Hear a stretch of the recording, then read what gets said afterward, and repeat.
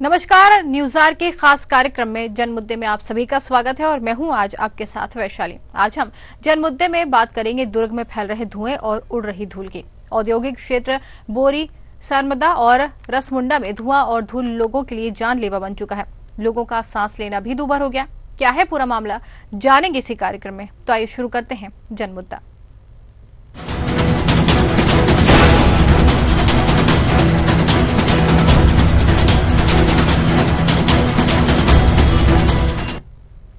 दुर्ग जिले की फैक्ट्रियों के चिमनी से निकलने वाले प्रदूषित धुएं और जर्जर सड़क धूल से लोग परेशान हैं। खेत खलिहान की फसल के साथ तालाब और नदी नालों पर भी प्रदूषण की मार इन फैक्ट्रियों की वजह से पड़ रही है। दुर्ग के औद्योगिक क्षेत्र बोरी, रसमंदा और रसमड्डा क्षेत्र के आसपास के ग्रामीण प्रदूषण से परेशान हैं। क्षेत्र में चलने वाली फैक्ट्रियों की चिमनी से निकलने वाले प्रदूषित धुएं से लोगों का सांस लेना भी यहाँ पर दूभर हो रहा है। लगातार बढ़ते वायु प्रदूषण के बाद भी प्रशासनिक अधिकारी मौन हैं। पर्यावरण विभाग के अधिकारी कहते हैं कि नियमित जांच हो रही है, लेकिन सवाल ये उठ रहे हैं कि अगर जांच हो रही है तो फिर इतना प्रदूषण कैसे हो रहा है। आपको बता दें कि भिलाई औद्योगिक, रसमंडा, बोराई औद्योगिक क्षेत्र में chemical factory, sponge iron factory, rolling mill, power plant और अनेक बेवरेज स्थित है। इन उद्योगों को संचालित करने वाले उद्योगपतियों का पूरा ध्यान अपनी कमाई पर है। प्रदूषण है वे कंपनी से निकला थे, सब प्रदूषण मन है और पूरा यहाँ बीमार भी पड़ा थे वे। अभी देखा थे हमें हॉस्पिटल में गए तो बहुत भीड़ लगे है वे। यहाँ बहुत ही ज़्यादा बीमार के स्थिति में है और बहुत ज़्यादा प्रदूषण है। अभी लड़ाई लड़त हम बहुत ही थक गए घरों। कम से कम मिला तो हम 15-20 साल हो गए कम से कम लड़ रहे। प्रदूषण जब से कंपनी बने तब से हमारे यहाँ से 10-20 तो शिकायत तो चली गई है और पूरा शासन प्रशासन और जनप्रतिनिधि पूरा जानते यहाँ के समस्या बेला प्रदूषण कतका होते। यहाँ के ग्रामीण लोग कितना प्रदूषण झेले पड़ा थे वे।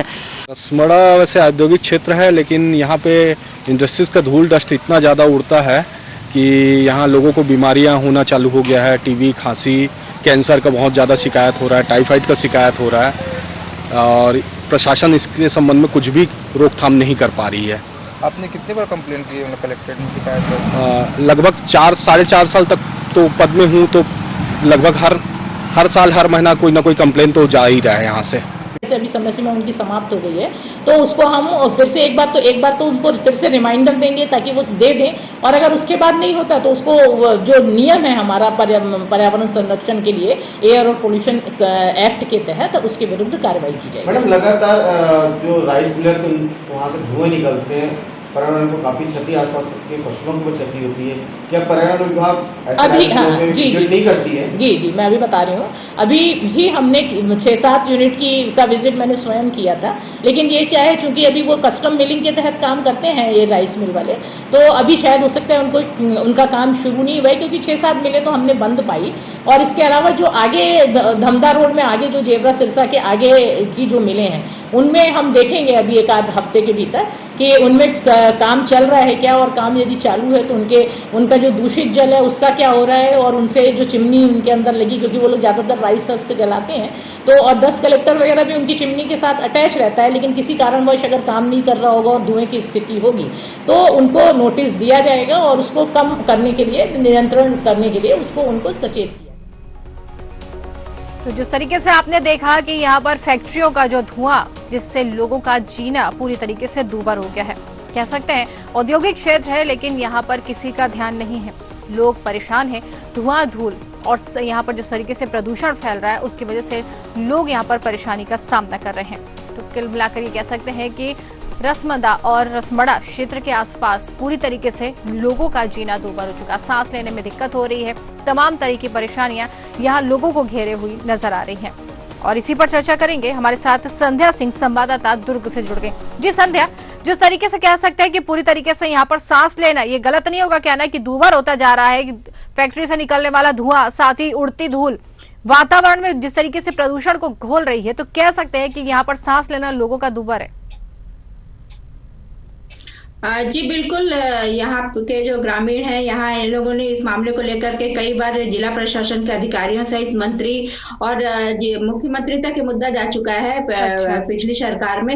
लेकिन इस और जो बोरई स्थित रसमड़ा जो गांव है दुर्ग ग्रामीण में आता है, और उनके वहां के ग्रामीणों द्वारा कई बार चक्का जाम भी किया इस मुद्दे को लेकर के। और वहां के जो रहवासी है आसपास के जहाँ ये फैक्ट्रियां स्थित है, वहां पे पानी इतना काला आता है कि वो लोग पीने के लिए उस दूषित पानी को मजबूर है और उस दूषित भरे वातावरण में रहने को मजबूर है। और वहां पे जब सुबह उठते हैं, जो ग्रामीण वहां बताते हैं, जब उनसे बात की जाती है तो सुबह उनके घरों के आसपास पूरी काली जो परत होती है प्रदूषण के साथ मिक्स, वो पूरी जमी रहती है। ऐसे माहौल में उनको रहना, और उनके जो बच्चे हैं उसमें आए दिन बच्चे बीमार पड़ते हैं, बुजुर्ग हैं, युवा हैं, सभी इसमें बीमार पड़ रहे हैं। लेकिन कई बार यानी चक्का जाम हुई, जिला प्रशासन के अधिकारी पहुंचते हैं, बातचीत होती है, आश्वासन दिया जाता है। ये सिर्फ आश्वासनों पे ये बातचीत चल रही है, आज तक उसको लेकर के कोई ठोस पहल नहीं की गई है जिसका खामियाजा यहाँ के ग्रामीण भुगत रहे। जी बिल्कुल, कह सकते हैं कि इतना ये मामला संवेदनशील है, सीएम तक बात पहुंच चुकी है, लेकिन इसके बाद भी यही हालात अभी तक बदले नहीं है। संध्या, जानना चाहेंगे कि ये हालत यहाँ पर कब से बने, कितना समय हो गया इस तरीके से?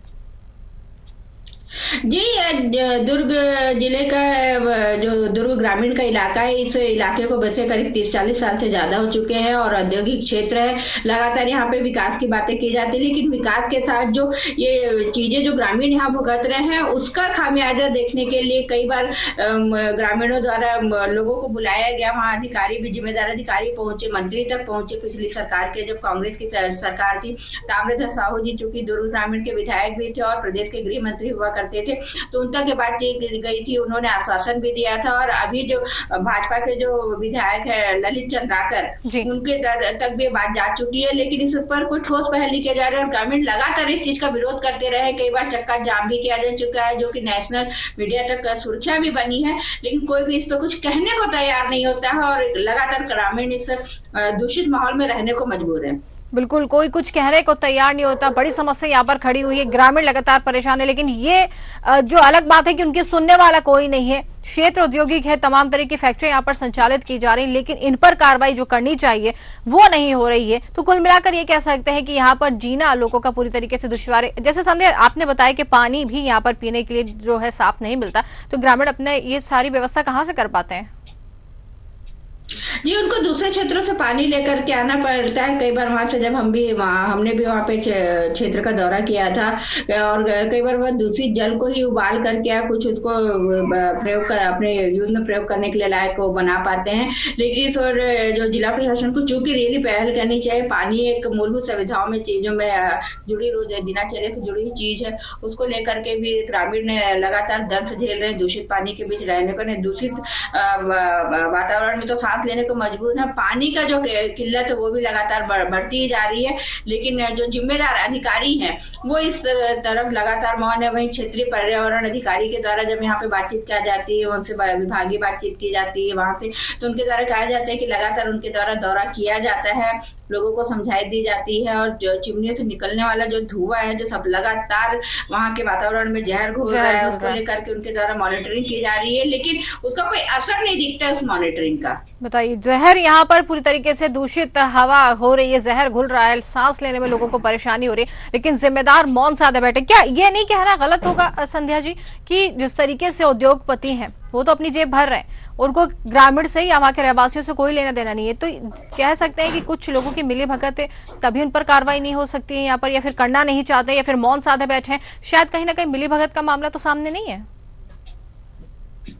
जी वैशाली, इसमें कोई दो राय नहीं है कि कहीं ना कहीं मिली भगत का भी मामला कहा जा सकता है, क्योंकि यहाँ पर हादसे भी होते रहते हैं और वहाँ की जो सड़कें हैं और भी है चीजें, वहाँ लगातार समस्याएं जो है दिन पे दिन बढ़ती जा रही है, लेकिन जो जिम्मेदार है सर बिल्कुल ध्यान नहीं देते। सिर्फ और सिर्फ आश्वासन की जो राजनीति है वो खिलाया जाता है, जिसका दर्द यहाँ के ग्रामीण झेल रहे हैं। और मिली भगत का ही असर है कि जो आती है, नई नई फैक्ट्रियां आती हैं, वहाँ के लोग आते हैं, उद्योगपति आते हैं, संचालित करते हैं, अपनी विकास की बात करते हैं, और विकास होता भी है, ऐसा नहीं है, लेकिन जो विकास के पीछे की जो कहानी है, जो वहाँ जो दंश है, वो वहाँ के ग्रामीण झेलने को मजबूर है। लेकिन उस पर कोई ठोस पहल, आज कई वर्ष बीत गए, लेकिन ग्रामीणों को कोई सुनने वाला नहीं। बिल्कुल कह सकते हैं कि सरकारें बदलती गई, नई सरकार आई, पुरानी हटी, लेकिन यहाँ पर जो है ग्रामीण जो उनकी समस्या जस की तस बनी हुई है, इनके सुनने वाला कोई नहीं है। लेकिन संध्या, जिस तरीके से आपने ग्रामीणों से बात की, क्षेत्र में कहीं दौरा किया, ग्रामीणों से बात की, अब जिस तरीके से परेशान तो हैं वो लोग, कई समय से मांग भी कर रहे हैं, अभी आपने जिस तरीके से बात करी तो अब उनका क्या कहना है इस पूरे मामले को, कि यूं ही जीवन यापन करेंगे या फिर अपनी आवाज फिर से बुलंद करने की कोशिश ये लोग कर रहे हैं? देखिए, इनके द्वारा जितनी भरसक कोशिश की जानी थी, चाहे यहाँ के सरपंच हो, यहाँ के जो भी जनप्रतिनिधि है, वो भी लगातार समय समय पर इन बातों को ज्ञापन के माध्यम से व्यक्तिगत मिलकर के जिला प्रशासन, कलेक्टर से लेकर के और भी जो जिम्मेदार प्रतिनिधि है जिला प्रशासन के, उन तक अपनी बातें सालों से पहुंचाते रहे हैं। कई ग्रामीण तो ऐसे हैं जब मजबूर होकर के उस अपने रहवासी क्षेत्र को छोड़कर दूसरे क्षेत्रों पर जाने के लिए मजबूर हो गए। उनके पास अगर कोई नहीं बचता है, लास्ट में उन्होंने देखते हैं कई ऐसे परिवार भी वहां पे मिले थे जो वो वहां का क्षेत्र छोड़ करके दूसरे जगहों पर बसने के लिए मजबूर हो रहे हैं, लेकिन सर ठोस पहल कहीं नहीं दिखाई जा रही है। यानी हर तरीके का जो दंश है वहां का ग्रामीण झेल रहा है। बिल्कुल कह सकते हैं कि ठोस पहल जो करनी चाहिए, कार्रवाई जो करनी चाहिए, उद्योगपतियों के खिलाफ जो कार्रवाई होनी चाहिए, क्योंकि वो तो अपनी जेबें भरते हुए नजर आ रहे हैं, लेकिन उन लोगों को जो है परेशान होना पड़ रहा है, ग्रामीण बेचारी जनता का इसमें कोई कसूर नहीं है, लेकिन उसके बाद भी यहाँ पर परेशान नजर आ रहे हैं। बिल्कुल एक बार हम फिर अपने दर्शकों को सुनवाते हैं कि वहां के ग्रामीण जो है वो क्या कहते हुए नजर आ रहे हैं। एक बार फिर अपने दर्शकों को सुनवाना चाहेंगे। प्रदूषण है वे, कंपनी से निकला थे सब प्रदूषण मन है, और पूरा यहाँ बीमार भी पड़ा थे वे। अभी देखा थे हमें हॉस्पिटल में गए तो बहुत भीड़ लगे है वे, यहाँ बहुत ही ज़्यादा बीमार के स्थिति में है और बहुत ज़्यादा प्रदूषण है। अब ये लड़ाई लड़त हम बहुत ही थक गए घरों। सालों से लड़ाई लड़ रहे हैं?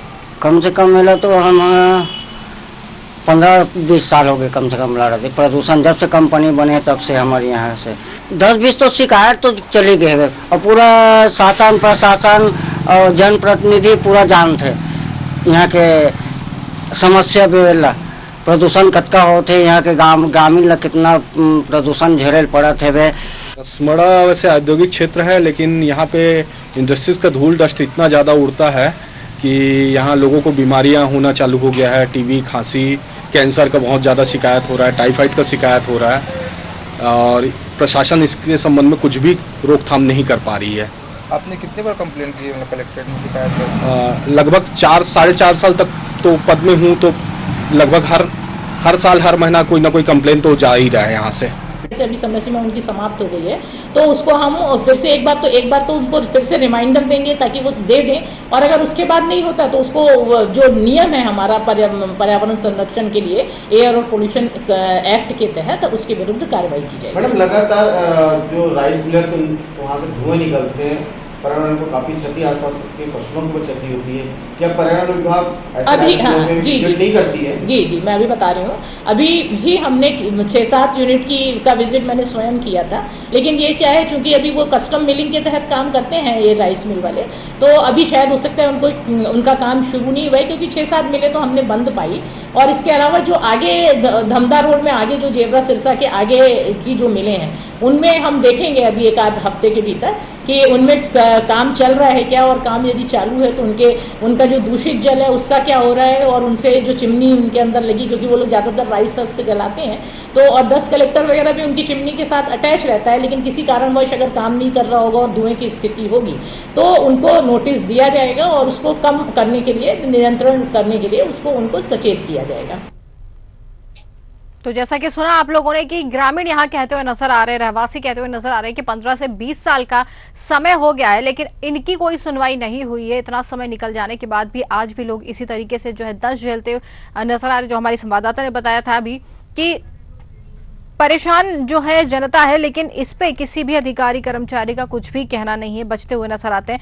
अनीता सावंत, क्षेत्रीय पर्यावरण अधिकारी, हमारे साथ दुर्ग से जुड़ गई हैं। अनीता जी, आपका बहुत बहुत स्वागत है। अनीता जी, जिस तरीके से यहाँ पर रसमदा और रसमंडा क्षेत्र का ये पूरा मामला है, जहां पर औद्योगिक क्षेत्र है, पूरी तरीके से 15 से 20 साल का समय हो चुका है, ग्रामीण कई बार शिकायत कर चुके हैं धुएं और धूल से। जो औद्योगिक कंपनियां हैं, जो फैक्ट्रियां हैं, उनसे लगातार जो धुआं निकल रहा है, दूषित धुआं निकल रहा है, उससे लोग इतने ज्यादा परेशान है कि तमाम तरह की बीमारी उनको घेर रही है। लेकिन 15-20 साल हो गए, कोई कार्रवाई इस पर नहीं की गई है, सिर्फ आश्वासन मिला। सीएम तक मामला पहुंच गया, लेकिन सिर्फ आश्वासन तक ही मिल रहा है इनको। देखिए ये जो फैक्ट्रीज हैं, स्पंज आयरन यूनिट्स हैं ये, यहाँ पे 4 या 5 उद्योग हैं स्पंज आयरन के, जिनमें उत्पादन होता है। और ज्यादातर सभी जो जितने भी उद्योग हैं सब में ESP और बैक फिल्टर्स वगैरह लगाए गए हैं, और पोल्यूशन कंट्रोल करने का वो रहता है। लेकिन कई बार ऐसा होता है कि किसी कारण से, या तो विद्युत के अवरोध के कारण या किसी कारण से ट्रिप हो जाता है यदि ESP, तो उस समय प्रदूषण की स्थिति दिखती है। एक नया उद्योग भी है वहां पर जहाँ पे जिसकी स्टेबलाइजेशन की प्रक्रिया जारी है, जो निकट भविष्य में हम उम्मीद करते हैं कि वो ठीक हो जाएगी, स्ट्रीमलाइन हो जाएगा, तो उसमें भी पोल्यूशन की उतनी समस्या नहीं होगी। जहां तक डस्ट का सवाल है, तो वो तो रोड की स्थिति थोड़ी खराब है संभवतः, इसलिए डस्ट वहां से उड़ती है। और जो उद्योग हैं उनमें अधिकतर उद्योग ऐसे हैं जिनमें अधिकतर क्या सभी जितने भी प्रदूषणकारी जो स्पंज आयरन यूनिट्स हैं सभी में ESP लगा हुआ है, बैक फिल्टर्स लगे हुए हैं, और जो आवश्यक उपकरण है वो लगाए गए हैं। कभी कभी समय समय पर, जैसा मैंने आपको बताया, किसी वजह से अवरोध उत्पन्न होने की वजह से प्रदूषण की स्थिति उत्पन्न होती है, जिससे हम लोग सतत निगरानी रखते हैं और उनको सचेत करते हैं कि इस तरह की स्थिति उत्पन्न न हो, इस बाबत वो पूरी व्यवस्था करके रखें। तो हमारा सतत इसमें निगरानी है मैडम कि प्रदूषण किस वजह से हो रहा है और उसका नियंत्रण किस तरीके से नहीं। लेकिन अनीता जी, आपने बोला कि यहाँ पर तमाम तरह की तैयारी की गई है, लेकिन कभी कभी होता है, लेकिन जिस तरीके से गांव के लोगों से जब बात की, ग्रामीणों से बात की, रहवासियों से बात की, तो उनका साफ तौर पर कहना था कि 15 से 20 साल का समय यूं ही गुजरा है, तमाम तरह की बीमारी, कैंसर जैसी बीमारी उनको घेर रही है, लोगों के घरों के सामने काली परत। जी जी जी जी आपने जैसे कैंसर की बीमारी या इस तरह की बीमारियों का वो उल्लेख किया है। हम लोग CMHO साहब से मिल करके इस बारे में जानकारी लेंगे कि क्या वास्तव में ये एयर पोल्यूशन की वजह से उसकी कैंसर की बीमारी जैसी कोई घटना आई है क्या? बिल्कुल सांस की बीमारी हो रही है, त्वचा संबंधी, पानी काला है वहाँ का, पानी काला है अनीता जी, पानी जो है पूरी तरीके से काला पानी आता है, पीने के लिए पानी नहीं लोगों को। पानी बिल्कुल, पानी कहाँ से? रसमदा और रसमड़ा क्षेत्र का ये पूरा मामला है जहाँ पर ऐसा तो कोई शिकायत अभी ग्रामीण खुद कहते हुए नजर आ रहे हैं। हमारे संवाददाता मौके पर गए थे। देखिए आपने अभी मेरे संज्ञान में ये चीज लाई है कि पानी काला आ रहा है, तो इसके आसपास के क्षेत्र के जो भी जल प्रदाय स्रोत हैं हम उनकी भी जांच करवा लेते हैं कि क्या वास्तव में वहाँ पे पानी काला हो गया है क्या पोल्यूशन के उससे। बिल्कुल जांच का विषय तो है, लेकिन अनीता जी जांच करा लेते हैं मैडम इस बारे में कि ऐसी इस वजह से क्या ये फैक्ट्रीज के पोल्यूशन की वजह से काला हो रहा है क्या पानी, है ना? क्योंकि ये एयर पोल्यूटिंग इंडस्ट्रीज हैं यहाँ पे जितनी भी हैं अधिकतर, सभी एयर पोल्यूटिंग, वाटर का कहीं से माने वाटर डिस्चार्ज हो करके कोई किसी उसमें मिल रहा है तालाब में या वो ऐसी कोई घटना नहीं है। यहाँ पे एयर पोल्यूशन की घटना है, तो एयर पोल्यूशन अगर हो रहा है और तालाबों तक अगर ये प्रदूषित हो रहे हैं तो हम इसकी जांच में भी बिल्कुल, तालाब, नदी, कुएं सभी इससे प्रदूषित हो रहे हैं। ये पूरी जानकारी हमारे पास आई है कि सारी चीजें, तालाब, नदी, कुएं, पानी, हर चीज वगैरह तो बहुत दूर है मैडम वहाँ से, नदी का तो संभावना ही नहीं है। तालाब हो सकता है कि गाँव के आसपास होंगे, हम नदी की भी जाँच करा लेंगे और तालाब की भी जांच करा लेंगे, क्योंकि इससे क्या और 20-25 साल से का जहाँ तक सवाल है तो 20-25 साल से नहीं, समय समय पे बीच बीच में होता रहता है, जैसे कभी कोई ब्रेकडाउन हो गया, कुछ हो गया तो पोल्यूशन की स्थिति बनती है। लेकिन ऐसा कंटिन्यूअस कोई वो नहीं है कि 20-25 साल से है, या लोग सांस की बीमारियों से या कैंसर जैसी बीमारियों से पीड़ित हो रहे हैं, ऐसी कोई घटना संज्ञान में नहीं आई है। लेकिन हम फिर भी, चूंकि आपने इस बात को उल्लेख किया है, तो मैं इसको CMHO साहब से मिल करके इस बात की जानकारी मैं लूंगी कि क्या वास्तव में ऐसा हो रहा है क्या इस क्षेत्र में। बिल्कुल बिल्कुल, जिस तरीके से आपने कहा है कि जल्दी जानकारी लेंगे, उसके लिए बहुत बहुत धन्यवाद। तो यही कहना चाहेंगे कि रसमदा और रसमड़ा क्षेत्र जो पूरी तरीके से औद्योगिक क्षेत्र है, यहाँ पर बीमारियां पूरी तरीके से पैर पसारे हुए हैं, लेकिन जिम्मेदार शायद इस पर संज्ञान लेना नहीं चाहते। हालांकि अनीता सामंत हमारे साथ जुड़ी थी, एक आश्वासन उन्होंने दिया है कि जल्दी इस मामले पर सुनवाई की जाएगी। अब देखना है कि आश्वासन तो 15 से 20 सालों से मिलता हुआ नजर आ रहा है, अब इन पर आश्वासन पर काम होता है या नहीं, या फिर ये लोग यूं ही परेशान होते हुए नजर आएंगे। तो हमारे खास कार्यक्रम जन मुद्दा में आज के लिए फिलहाल इतना ही। नमस्कार।